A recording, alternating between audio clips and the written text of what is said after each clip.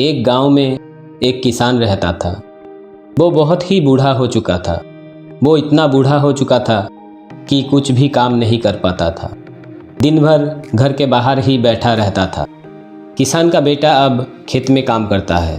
वो जब भी खेत से लौटता तो देखता कि उसके पिता बाहर बैठे हुए हैं, कुछ भी काम नहीं करते, खाते पीते और दिन भर घर के बाहर ही बैठे रहते।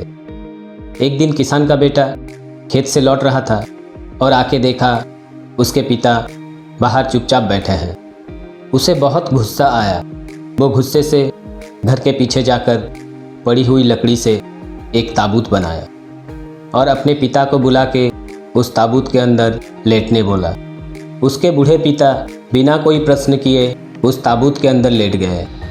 बेटे ने ताबूत बंद किया और घसीटता हुआ एक खाई के पास लाया।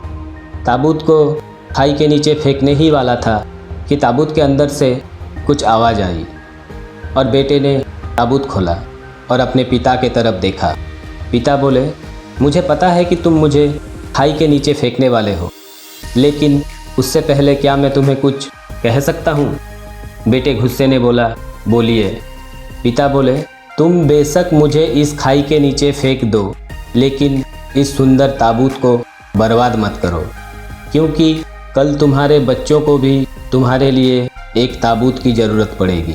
ये बात सुन के बेटा चुपचाप खड़ा रह गया। बूढ़े किसान ने बोला, रिश्तों के लिए ज़रूरतें बदली जा सकती है, लेकिन ज़रूरतों के लिए रिश्ते नहीं बदली जाती।